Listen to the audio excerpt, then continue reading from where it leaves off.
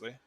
So tell me a little bit, AUI, about this Magnus pick. Why would they pick Magnus middle, and why would they decide to pick Magnus over picking their carry when their carry was ultimately one of the big lose conditions for them?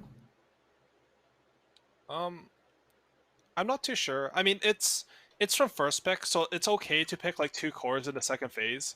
Like the last pick going to support is pretty normal from first pick.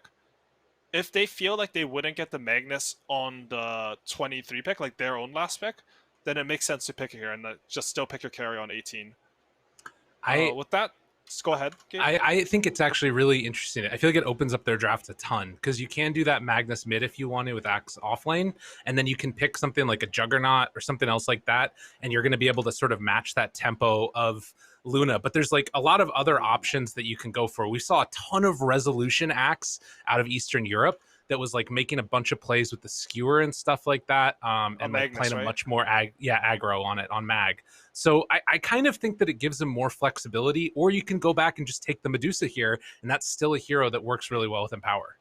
I think they should pick Juggernaut. As soon as you said that hero, I was just like, okay, Juggernaut can carry this game with Empower. Yeah. He's one of the heroes that will eventually outscale Luna. He gives you an egg answer, and they just picked a Sand King next lane into your Juggernaut. There he is. Here it is. Like, it's so strong, this game. It gives your Wyvern purpose in lane, so it wins the lane, hypothetically, like in the matchup, and then like you're dealing with the Phoenix and the Luna. So Lyrical, do you think that they picked the Magnus first specifically for the Empower for Juggernaut? Yeah, because you can steal the Mag hypothetically as simply 2-base, but if you take the Jug, let's say that like for some weird reason they wanted to like take Jug last time, so it'd screw up 2-base draft, but then also you can still pick another hero in that place. So you could go like the Lifesteal route if you want to get the Egg Hitter, or you could go like PA or Troll or something like that also. So I think that the Mag is like the centerpiece in a way to this, making this draft work, and specifically Empower. The big thing that's worrying right now is they're kind of like heavy commit for these fights. You know, there's no like Ember or a Puck or something that can kind of like poke a little bit, right? You kind of, maybe you can get that with Mag by going the Shard build and you get the Horn Toss. But that's kind of the only thing that's missing a little bit right now from this draft for me. So with just Puck like banned like from... Oh, sorry, go ahead. No, you should go first. Oh, I was just going to say... Mine was with nothing, Puck... literally nothing. So polite. With Puck banned and with Ember banned, who is this last pick for D2 Hustlers? And on the other side, what is the last pick for Simply 2-based? AUI, you go first. I think D2 Hustlers, as Lyrical was talking about, they do want a hero that can sort of poke their opponent. I think most likely they're going to pick a position 4. I wouldn't put it past them to put this Axe on 4, because 1437 just seems to play whatever he feels like playing. But yeah, what's in the pool? There's like a Hoodwink. I think that's a pretty good casual pick. There's still Snapfire that saw a lot of play against a Phoenix, but it's not quite as good versus Nyx Assassin. Yeah, the Hoodwink and Snapfire ended up being very interchangeable when I was watching the other regions. But the thing to me that I'm interested in is they're banning out mids right now. So they're anticipating that it's either going to be the Axe 4 or swapping it back and putting Mag 4 and then taking a mid. If they go that route, like as weird as it is, like maybe Ember or Void Spirit. No, but they just go for the 4 right now in Lich, which I think is really good, actually. What makes him really good? I think that late game, you've got all this Luna glaive damage that's coming out, and getting all of that reduced is going to be really nice. And then the big question mark that I have afterwards is like, you also have like some sort of, it's like a hard disable in the like the gaze that's sort of underrated in my opinion. Oh, this is really good now. Even more physical damage to get reduced. It doesn't work on the DP ghosts. Oh, it doesn't? No. Yeah, and I feel like all the damage on the other heroes is magic damage, so I'm not too sure. They might have like some read on the hero, like maybe RP plus Chain Frost is just really good in their games or something. But yeah, I'm interested to see it, because I think this might be the first Lich pick that we've seen in like months. Like this hero's not picked in pro games or pubs at all. The other thing that makes it good is the armor with Jug in the lane. It's traditionally been Grim that we've seen instead, but maybe Pandango's just more comfy on Lich. So that being said, both drafts are set. Which draft do you think is better, Lyrical? God, it's really close. I think I'm going to go for D2 Hustlers because these games have been going later. But TOOBASED do have a timing. Like DP Luna, that's some heavy push. And playing around Phoenix Eggs and stuff. If they would have picked Mars maybe instead of Sand... Wait, it's Sand King mid. Oh, God, it's a DP offlane. Never mind. I have no idea. I actually like TOOBASED lineup a bit more just off the fact that they made that lane switch. Death Prophet is really good for Juggernaut in lane because he has a lot of movement speed. Mm-hmm. Okay, so it looks like we're... Well, wait, Lyrical, does that mean that you want to switch over to TOOBASED side? Or are you sticking with D2 Hustlers? I'm going to trust Aui. I'm switching over to TOOBASED. I don't understand enough. I'm going to copy you, damn it. I don't know anything either. I just pretend to know stuff, and then some of it comes true. It's really effective. When I made my prediction, I didn't know Sand King was mid, so I'm completely swapping. Well, I guess I will go with D2 Hustlers because what I want to see a Mag ulti into a Lich ulti and lock down with the Axe Call and then into like Omni or sometime. Does no damage. Okay, let's not that.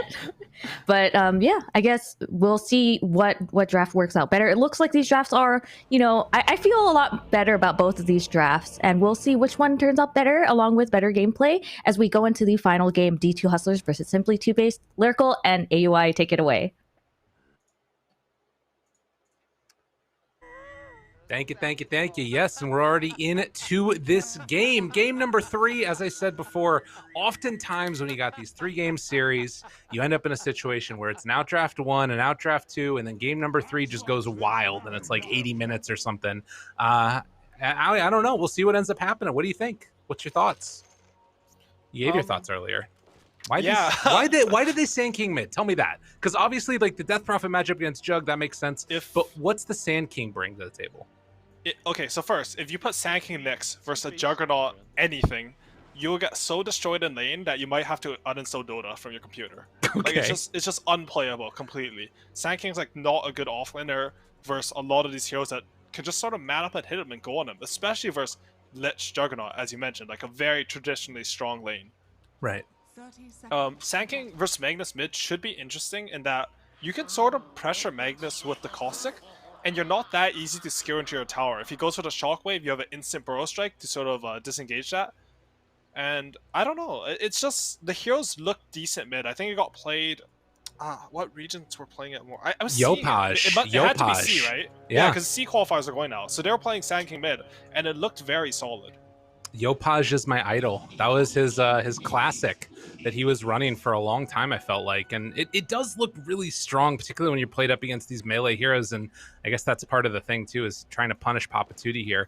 We'll see how much damage he's able to do if he does go that Caustic build. I mean, the thing that's interesting is this ability has been changed around so much, but now the max health is damage 10%. Means each of these creeps is going to be dealing like a 50 extra damage every time it dies, on top of the base 70. Look at this read from D2 Hustlers. They're tri-laning safe lane, at least for the first bit. 1437, he has Boots and Arctic Burn. They might be able to just spin and kill DP here. Oh, that would be really big. Can they interrupt it on the way, though? 5-up's heading over. Monkeys. They're just trying to play it cool for the moment, and now there's the slowdown. In some trouble. They get the spin, and oh, he barely gets away. Oh my god, and then the salve up. That's huge. That is ginormous. The lane's pushing, so 1437 has to leave immediately. And man, what a risky play, right? Because if you die in that TP, like, the lane's over. It's a GG. Damn. Big play by Monkeys to recognize. No stuns, no way to stop that one. And they're able to get him out. And I think that's why you take the Frost Blast right there. I don't think Frost Shield would have been enough damage. They were at least close with the Frost Blast. But it was really close there. Honestly, I think you pre-skill Frost Blast every game on Lich. Frost Shield just has been through too many nerfs at this point. Well, fair also, enough. I want to note that when Lich was sort of like this OP first pick hero, one of the counters was actually just to pick Nyx and mana burn the Lich. This is even better than it was then, because back then Mangoes used to give 125 mana. Now they only give 100, and ooh, the stick gets sniped, and the lane equilibrium, it looks awful for D2 Hustlers right now. No. Monkeys Forever is going to get full EXP here. All right, already things looking very good. You can see mid that they've been able to get a little bit more. Magnus 14-2 now, obviously after finishing off that small camp, but was able to get a couple of denies against Annihilate. But now that he's got the levels, it's a little bit tough right there. And you can see that also throughout time, it's been looking like a lower and lower win rate across the patches for the Mag and Jug together. You know, it's sort of an old classic, but it's an old classic that's been struggling recently. Yeah, for sure. We haven't seen it quite as much. I think Juggernaut in general. I really like the hero, but the consensus. Boris? Oh, top lane. 1 second here. Going down, maybe? No, he's living. They have a sell for him. He's good. Stupid support. Feed me all your gold. Take that. The consensus is sort of like Juggernaut is sort of an underwhelming carry hero, and you can pretty much only pick him with Magnus now. I'm not too sure if it's correct, but that's what I've basically been told. That's fair. I mean, yeah, it's there's like elements to the hero that are obviously great. You've sort of got this like untargetability, this like sustain, the ability to push out lanes against heroes that don't have BKB disable, which they don't really have in this game. But likewise, you would just end up sometimes not doing enough damage, which is why you need the mag. Yeah, this is such a weird mid lane. I don't know if you've been watching. They're just trying to push the wave as fast as they can, and then go farm the small camp. It's like some very high skill Dota coming out here, and that means that both mids are going to be able to like play their own game very well. Right. Like 29 CS and 27 CS at 3 minutes. That's insane. Yeah, dude, that's crazy. Ooh, tried to go for the skewer back play, but it's not going to work there. And that gives Annihilate a couple more denies. Dude, look at this, man. What a monster. Yeah, good little optimization coming out there, punishing the Magnus for his misplay. Yeah, that's what you want to see. And also able to take away that Sentry Ward in the mid lane is Empyrean up top, getting zoned back yet again by this Wyvern Axe combo. Haven't talked a ton about this one, but Axe has actually been having an okay time. 14-4 versus the 20-1 for Boris, who just gets to play Luna again. Just says, draft me Luna, please. Then he gets it. And not a bad strat this patch, to be honest. Stun will come out down bottom, forces him back. 5-up, feeling himself. All he needs is an Impale and a Mana Burn. This man's living the dream. As Pandago gonna get chased down. They have Impale back up in a second, and even hits onto Yuma right there. Looking for the spin chase down now. First blood already drawn though by the Lich, and 5-up also gonna pay the price. Meanwhile, Empyrean stuck up on the cliff. He's gonna have to TP away for that one. That's interesting. He TP's back to lane because he does... Wait, his courier's coming out with just a TP on it. They actually don't have any regen left on this lane in terms of selves. Is this the new strat where they just like die and bring stuff back again? Oh, that has always been a strat. Support lives are not valued. You just do anything from your core. I love this meta mid though. Like, Annihilate, he's like taking time to block Papatui's camp. And just sort of like fighting it over the small camp. We saw a lot at ESL 1 where teams would sort of like smoke in there, ward the small camp, and then they would de-ward it. And there's just like this weird battle that's like, you don't expect it to happen in Dota. Right. Just get as much as you can out of the game as possible. Does have a catapult here now as Devi Lama forced back up top yet again. But yeah, you can see that it just doesn't even care. Just going to head on back to the jungle, farm up a little more. He's like, oh no, this is blocked. I forgot. And he's going to go get the hard camp over here instead. Nice, nice, nice.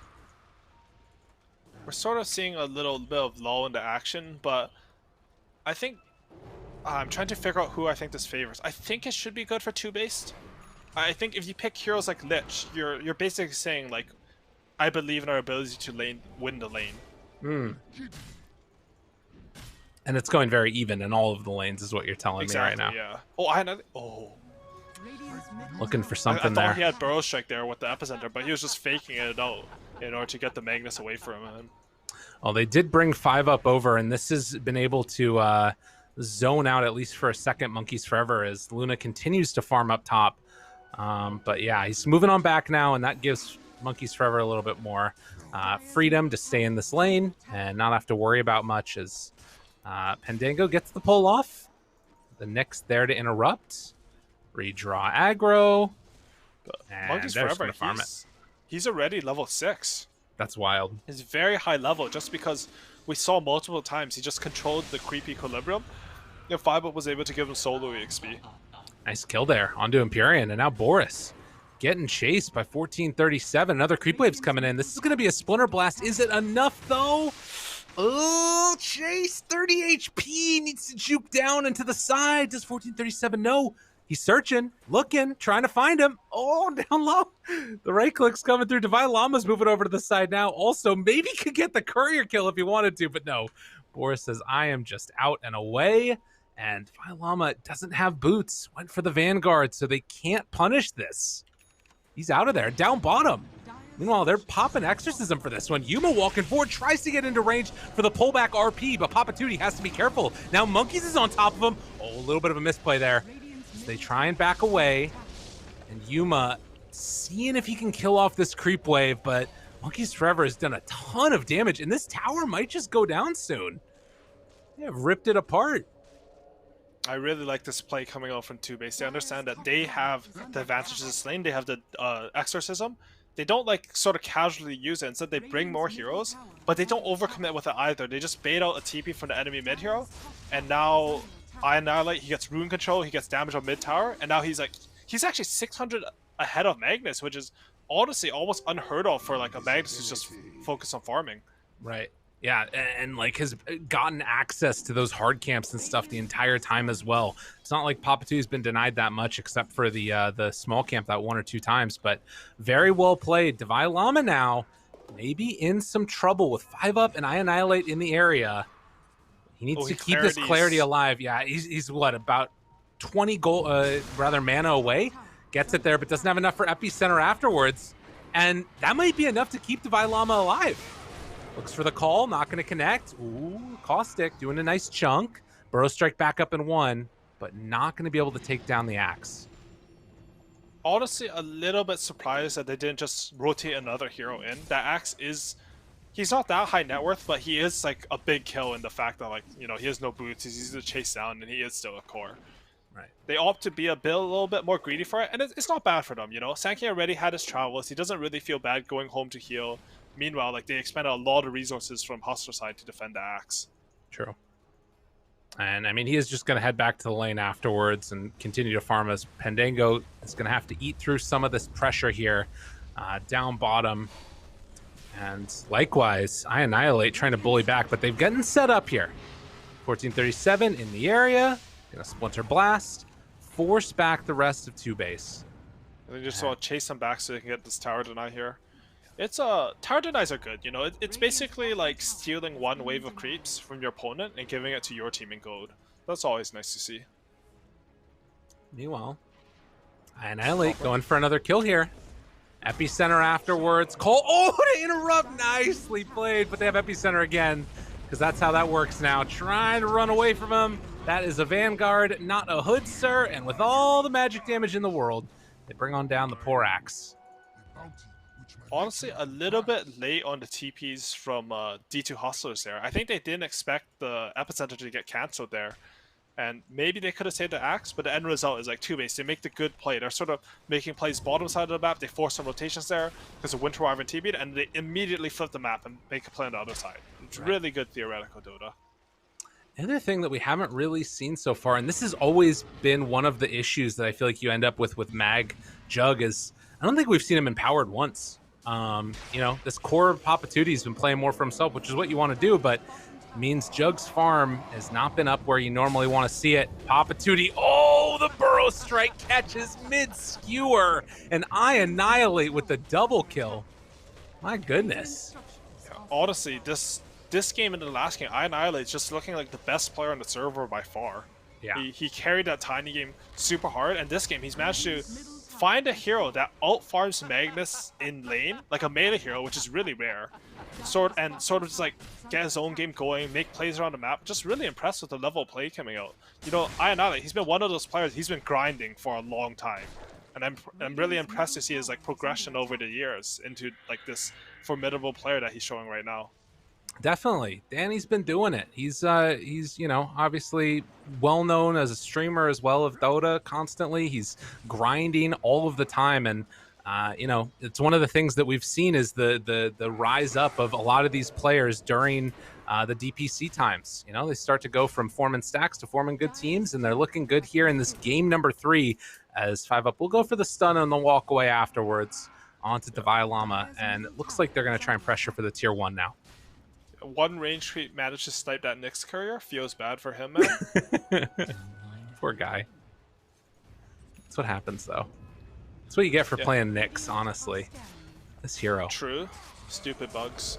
Honestly, it's like when you play Magnus carry, to come back to your point about Juggernaut getting empowered, Magnus is a hero where I feel like from mid lane, if it's a good Magnus game, a lot of your gameplay is going to be focused around your own game. You don't want to ruin it by like having to run around, go empower your carry and stuff, because at some point, like, you actually are one of the carries on the team.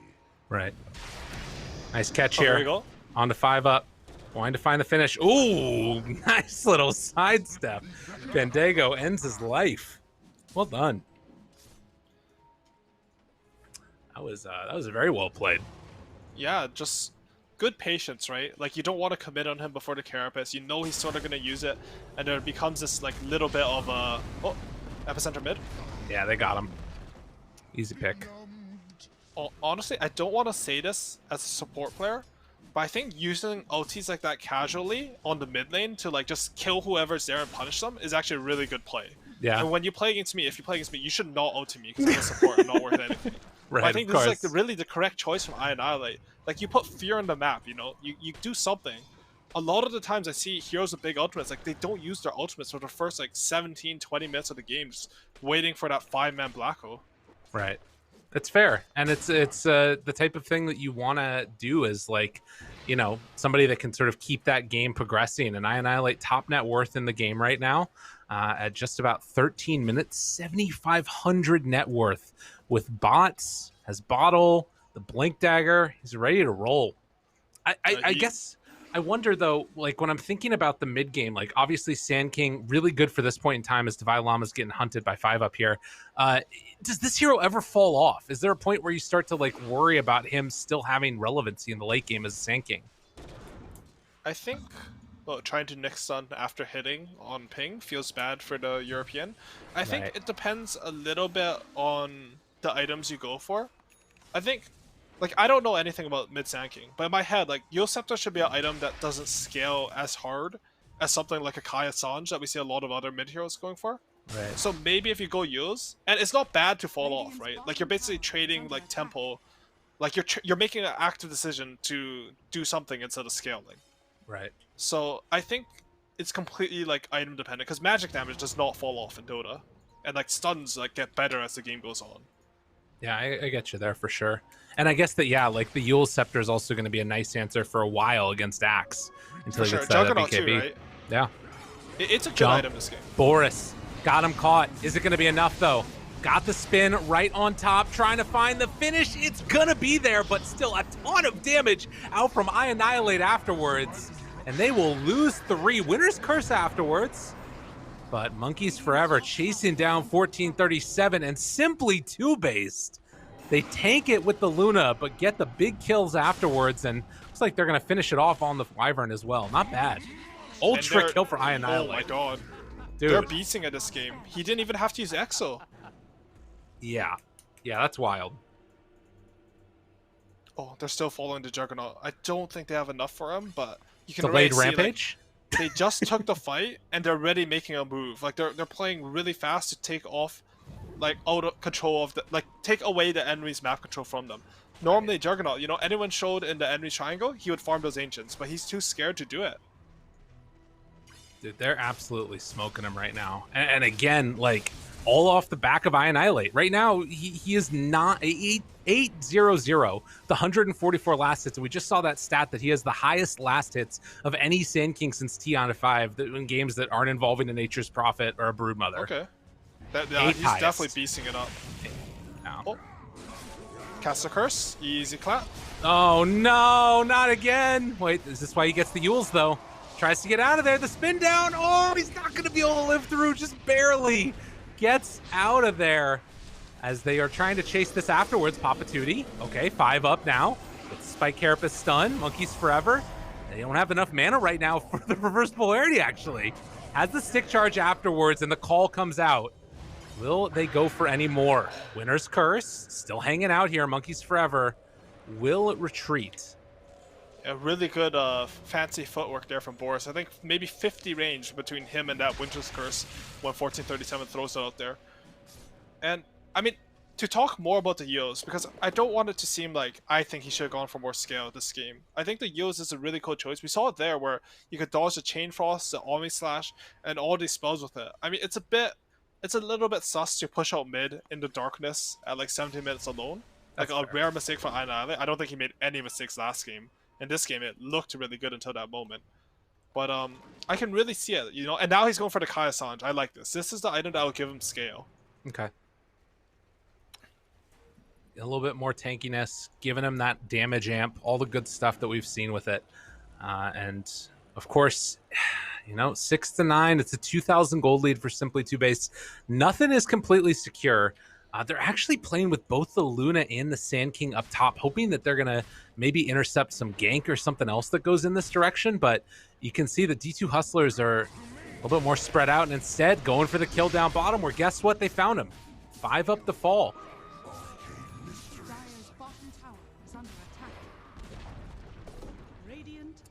Big wins right there for the D2 Hustlers. And they'll take down that bottom tier 2 tower and immediately smoking. I mean, this game, it's got that feeling, right? You see these moves going in, and so this sort of pendulum is swinging back and forth of the team that's kind of in control of the momentum. And right now it feels like it's D2 Hustlers. Yeah, they do have basically all their spells still after that pick off. Omni Slash being up in 9 seconds. Oh, and they have an Arcane Rune on Juggernaut too. That's quite nice. All right, they're moving over. I Annihilate. They don't quite spot him yet. Radiant Vision a little bit low in this area. And still smoked up for the moment. It looks like they're going to retreat after the big force gets shown mid from TOOBASED. I'm a bit surprised that Juggernaut went for Maelstrom this game with the Magnus.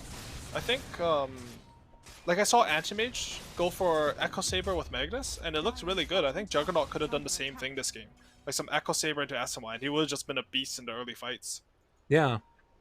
I guess maybe his thought process is like, I'm not going to be able to farm because I'm not going to be empowered all the time or something like that. That's true, yeah. But it could be maybe stronger fighting right now as well. Oh my god, the freaking throat singing every time. It's legit. It's oh, so look at good. this. Look at the healing ward. Oh, Yuma, he was ready. He's the healing ward keeping him alive through all of that. Afterwards, Boris turns on a Pendago, tries to go for the kill. They weren't able to bring down that jug. That is a lot committed for that one. Yeah, for sure. And it's basically as if you spent 2 OTs just to kill a Lich. I mean, that is what happened. But the end result is that as soon as Pendago comes back to life, like, they're going to have a big timing here where there's no egg, there's no epicenter. I think they should look at taking this fight. They've already drawn the line. They're going to smoke to mid tower here and try to take the objective. The scan still connecting. It was hitting on Yuma right there. And now trying to interrupt this. Nyx wants to get their Papatuti smoke breaks. And so will Divine Llamas. So really heads up play there by TOOBASED to recognize what was coming their direction. Able to interrupt it and stop that pressure. But we'll see if they can do a second round of it, or if maybe Hustlers are just comfortable pushing. Even yeah, good play by 5 up there, I think. Recognizing that the smoke was coming, as you said, and just positioning perfectly to break that. I mean, I like making fun of Europeans, but he's honestly played really well. The last game, like, I mean, he played his Earth Spirit well enough to get that hero battle. 1 second, jump onto Theban here. Silence. They chase. Winner's Curse onto 1. RP pulls back the Sand King. Do they have enough? Taunted. Burrow strikes away. Weird initiation, missed the call. Oh man, there's some spaghetti happening. Things are all over the place. Ooh, a little bit of miscommunication coming out from D2 Hustlers. We saw the Winter's Curse and the RP go off at the same time, and then he skewers the Sand King in, but he took 0 damage, and Juggernaut hit him and question marked. Yeah. Wait, what, did he really question mark? Did I have this guy muted? Just internal question mark. Sorry. You had me check for a second. Did I miss that? You only write question marks in all chat to destroy tier 1 teams. Okay, gotcha. Yeah, and that will work more often than not. It does work. It's 100% success rate in DPC events this year. True enough. Let's see if maybe they can get some of that mojo here in game number 3. D2 Hustlers. I guess the other reason that you question mark is if, you know, there's a pause and they don't say anything. Oh, the taunt. True. Able to catch. I Annihilate. Chasing down Divine Llama. Gotta run. Monkeys Forever's there. The silence afterwards. And Yuma's like, you're not my friend anymore. I don't want to be here. Ooh, the healing ward was helping him for a bit, but yeah, he's just going to retreat away. As Pendango kills off that courier, TP's out. Wait, are they... What? Papatuti? What? What? Oh, that was weird. And he's mega dead now. And this is a Roshan. They popped the Exo. They've gotten kills right beside the pit. They're ready to go. Look at Boris. He even understands that he can kill the midway, be a bit greedy, and then come reap his rewards. Like, I'm the carry. Everyone do my work for me. Kill Roshan, and I'll get all the rewards in Aegis. Feels good, man. Perfect. Just what you want to see out of your Luna player. So a really unfortunate series of events for D2 Hustlers, but Simply TOOBASED take advantage of it and now get this Aegis. What can they get out of this one? I mean, I guess taking over outposts and maybe trying to take mid-tier 2 or something like that? Yeah, I'd like to see them. We saw in the last game that when they got Aegis, they had a 6k gold lead, and for the next 4 minutes, they kept at a 6k gold lead, and then they moved it to an 8k gold lead at the very end. I'd like to sort of see that reverse, where they play exactly what they're doing now. You take away your enemy's farm, you build up a gold advantage with the Aegis, and then you use that gold advantage to actually take objectives. I want them to see them get to like 8k gold advantage before they start like 5-manning and trying to attack the D2 Hustler side. Okay. It does look like they're kind of grouped up now for a potential fight breaking out. They don't have their Nyx assassin for this one, but Yuma potentially in their sights. Smoke up. They saw that smoke. Oh, monkeys. Oh, monkeys. Oh, his BKB's coming on courier. It is the worst time to die. Well, they catch him. It looks like he recognizes the danger. Empyrean's there. Gonna get called. Good jump. Omni Slash even committed for that one. Just to ensure the kill. Yuma trying to force them out. Are they going to take this fight without the Phoenix? They're thinking about it. Yuma walks in, goes for that spin, and now the Burrow Strike over to the side, able to catch Divine Llama. Nice way to separate him. 5 up, down low, dead. He's forever thinking about walking in on this one. Papatuti in some trouble. They pull back in onto one. Annihilate has Burrow Strike back up again. Catches onto that Wyvern. Epicenter afterwards. Good call. Trying to take down monkeys. 2 fights going simultaneously. The Yule Scepter keeps him alive for the moment, but eventually the dunk comes out. Huge win for the Hustlers. I'll take your tribute. And 1437. He's going to die in the pit. Pick off there. Really good punish and just splitting off the fight. They understood that they didn't have damage to kill this Aegis Luna because they used the Omni Slash just to finish off that Phoenix. So, you know, they just split it up. They had monkeys overcommit on one side, they split them up on the other, and they end up taking that fight. With that said, TOOBASED, they still have the Aegis. Luna's going to TP bot for this juicy 4 range creep wave, and I don't think they're feeling too bad about that fight. Yeah. I mean, I guess that's the thing that's weird is like you're taking the fight with Aegis and it's sort of breaking even, I guess. But they're still gaining a bit of a lead. I mean, if you still have the Aegis afterwards, though, it's like it's not like anything permanent has happened, right? Like you're still going to be able to use it to take objectives and control the map. That's fair. It was a bit of a weird fight to take. I thought TOOBASED were just going to run because their Phoenix was dead, their Exo was down, and I don't know, but they decided because they had the Nyx eggs and the Luna BKB, they were ready. Unfortunately for them, you know, Nyx barely dies in the burrow. They like it was very close to them not having enough damage, and yeah, but they still have all their spells now, and I mean high ground with Nyx eggs, very strong. Yeah, this is really good for TOOBASED if they can make this work. They drop down the ward, gonna take it away immediately.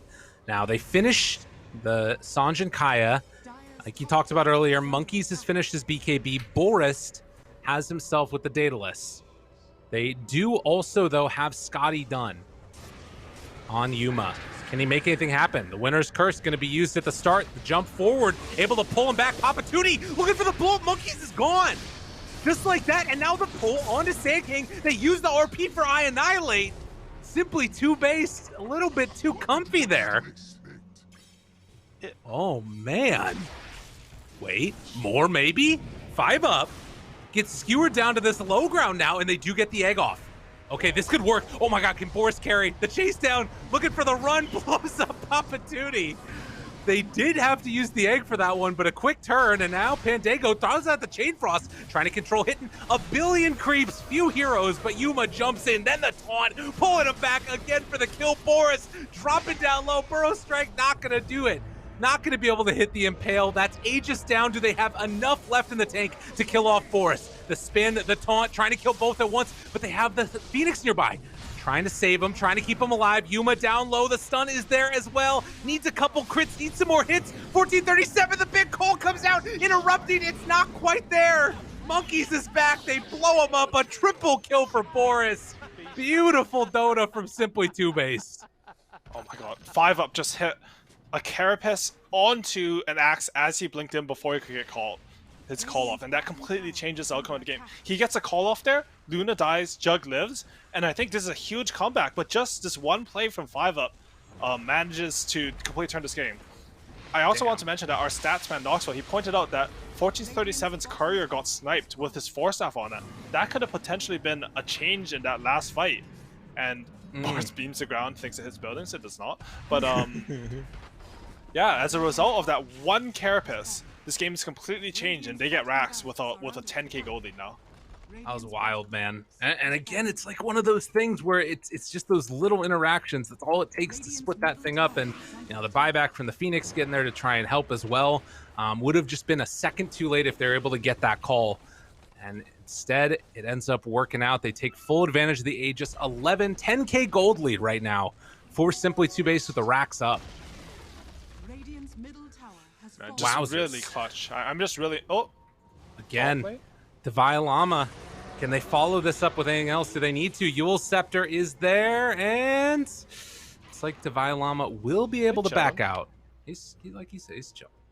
I will say, though, it felt a bit weird. Like, they took 2 fights without letting their Aegis tank for... Oh! Magnus? Good spike Carapace. Trying to skewer back. The stun is there yet again. Chain Frost. This one's going to bounce to more dire heroes. Yuma spinning. Does have Omni Slash back up soon in a second if he wants to use it. But there's actually going to be the winner's curse bouncing back and forth. A couple more hits. It's not quite enough. Monkeys lives through it. Now Pandango walking in. I Annihilate. Drop down low. The call connects onto 2. Is it going to be enough? Dunk onto 1. Now looking for more. Yuma goes back in for the spin. Omni Slash has already been used though, so he has to back out of there. And will he be able to escape? BKB Monkeys goes for the finish. Oh, wait. Gotta be careful. Back away. Oh, Divine Llama, you got played. Oh, the Euls from Monkeys. What a play. Oh, man, I really want to be in the columns right now with Monkeys Forever, because I could just imagining him cackling as Axe blinks in there. And the old plays from him getting that Eul Scepter off. Damn, dude. I was sick. Just like that, Simply TOOBASED taking care of business here. Taking down all of the tier 2 towers. Now looking at high ground again. Who needs an Aegis? Honestly. Yeah, just killed him low. But I think this is a little bit optimistic to go high ground here. Magnus is respawning. We're going to see RP and skewer into tier 4s here probably. Oh, pulls him back.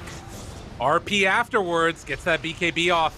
Be careful, Chain Frost bouncing back and forth, needs to get the kill on Empyrean. He will go down. TP out. Boris managed to escape. That BKB ran out, but there's no stuns. Unreal. The presence of mind. They're still chasing. Is Monkeys in trouble? This is the saddest chase. They're just walking at each other, but no one really has any spells left because of the last fight. He's out. Yeah, he's away. Yeah, and I think it's so optimistic to go high ground like that, you know? It's so casual. Right. Like, all they should think on TOOBASED right now is that Roshan can start spawning right now, and I would like to have 5 heroes and control the map for it. If all they did was, instead of doing, like, I don't know, 800 damage to a tier 3, they put wards in the enemy triangle, they camped it, they would be in perfect position to take this Roshan, which is a fast spawn, by the way. Phoenix is not going to be alive when it spawns. But the drama... Owie, it's the drama of TI qualifiers. I mean, look, it gets to all of us.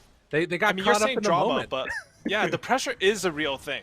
Yeah. Like it's easy. Again, like I always say this, but I think it's important to highlight that it's really easy to make these calm assessments of the game with full information and not having to click your spells and control your hero and stuff. Like, there's a lot of people who make way better analysts than players. Probably myself, because I just got kicked out of the pro scene. And like that's because like you're able to do that without any pressure as an analyst. Right.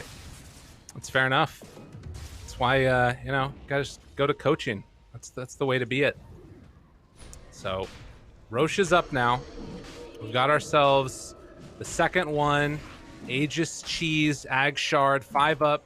He's in position, ready, right outside. God, it's so fast. Dude, this Daedalus build, it's gone. That's it. Wait, no! Divine Llama jumps in, gets the call. It's all there. Yuma picks up the Aegis. Oh, a huge win there for the Hustlers. Do they have enough afterwards, though? Papatuti, BKB, RP back up in a second or two. Cheese is still on the ground. They go and get that one afterwards. Winner's Curse trying to blow up one, but the stun came out afterwards. Divine Llama is there for the call, but gets obliterated. Look at the damage coming from the D2 Hustlers. Is it going to be enough in the end? The chase down Boris eventually will fall. A triple kill for iAnnihilate. Buybacks abound. As 5-Up tried to get that Spike Carapace, but they back away again. They have got the Aegis, the Cheese, and the Shard off the back of Divine Llama Axe. Did Juggernaut eat the Shard during that fight, or did someone else get it? No, Jug still has it. So, oh, he still has it on him. Okay, because he used that Shard spin on Luna, and did he 100-0 her in one spin there? Like, I don't understand what killed her. I'm not sure. It was literally like, it was one Winterburn, and Jug just spun and killed her with Maelstrom, and like just right clicks with the Shard. So that's insane. It looks like it was the Jug did almost 4,000 damage throughout the course of that spin. It was like, that's crazy. I mean, that talent is sick. It doubles your Blade Fear damage. It's a 320 DPS spell, and then you add the Shard where you're auto-attacking once every second for 75%, proccing your Maelstrom, proccing your Scotty, and it's just so strong.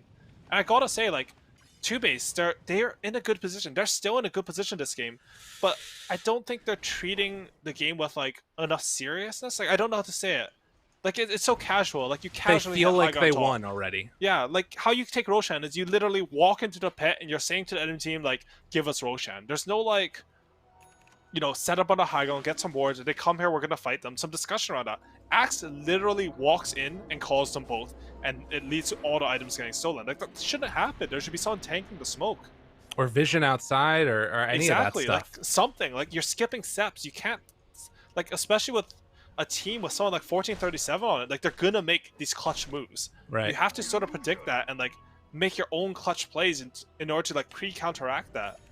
It's fair. It's a tough situation. I think that this is where the learning occurs for so many of these teams, and it's why when you have these veteran players, they can sometimes come in and make the difference. And it's what you got to be on the lookout for sure.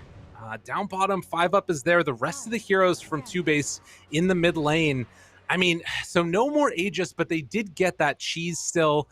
Yeah, are we waiting for that next Roche? Is that basically the play, or do you want to see either of these teams be aggressive at this moment? No, they should fight right now. You cannot play... Sorry. You don't want to play passively when the map state is in default with no like real objectives. If you play passively, it means that you will be giving up more of the map than you otherwise would if you're playing like a bit more aggressive. Okay. In a default state, that means that you're getting less gold and you're falling behind. Oh, Monkeys gets revealed. Oh, the silence is out there. They interrupt on both of them. A second silence afterwards. Where's the BKB? They don't get it for Papatuti. He has buyback, though. Winner's Curse now trying to blow up Monkeys forever, but it was the same time as the Omni Slash. Not the way it was supposed to go. Madness abound. Meanwhile, the skewer back pulls into another. Boris is going to absolutely rip him apart, but no! The RP came out! Where's the spin? Where's the breakdown? Do they have enough damage? Wanting to get that kill, the horn toss afterwards. Yuma starting to drop down low. Divine Llama in on both of them. The taunt, but in the end, the Luna is the queen. They take down 3, and they did so much damage when they're all grouped up. Man, it was a 3-man RP, but Jug had already started spinning. And unfortunately, both of the heroes in the RP, or 2 of them, were in BKB. Sorry, what's up there, Cole? Luna did 15,000 damage in that fight. Oh my god. She did almost twice the amount that the Radiant team did entirely. This Ame build is honestly no joke. Like, every 2.5 seconds, you have like a 400% crit guaranteed. And it shreds people. Oh, man. Well, now the gold lead, the same as the damage that Boris did in that fight. Butterfly completed. I don't know at this stage. You're dead for so long on these heroes. And it's a Luna, right? She's just taking her base. Oh my god. Just the laser shredding 1437. Has to back out of there. I do appreciate the Wyvern with the Witchblade build, with the Mindbreaker. Witchblade Force? Dude, this guy's crazy. He just wants to... He wants to get into the Hurricane Pike. I love it. I honestly love it. It looks so fun. Well, But, unfortunately, I mean, they're down 2 racks. That's a problem. they're down Megas here. Luna's gonna kill this base in 5 seconds. Oh god, the horn toss. Into death of one. Wyvern buys back. Papatuti, cold embrace. Wanted to skewer. Now in trouble. No, he's dead. Got him caught again. I are going to lose a lot of damage on the Annihilate. Yuma hoping to make something happen here. Omni Slash, back off cooldown, 15-second. Divine Llama tries to go for it, gets the call afterwards, pulling them in closer. Yuma going for the backlines, trying to get Empyrean. The egg is out. And now the big hit coming from 5-up. Yuma will fall. Triple kill for Boris. And the good game, well played, will get called. They're simply too base, Sowie. They are indeed simply too base and just really chatting it up this game. I think all of their players played really well this game, but Annihilate, again, I think he was a standout player in this game, really carrying his team through the early game. He's 8-0 on Sand at some point. He's constantly like initiating the fights for them, and yeah, just impressive performance coming out from Team 2-Based. Yeah, I think that that was a pretty solid performance in the end from the D2 Hustlers. I think that is it's going to be a good test for them, and it shows that, like, you know, they're a very good team. But 2Base has been growing. They've been playing against stiff competition the entire DPC. Impressed, very impressed. Any final thoughts before we head on back to the panel? That actually, you know, I'm not going to let you talk anymore. We're just going to go back to the panel. We'll break it down then. See you guys on the other side of the break.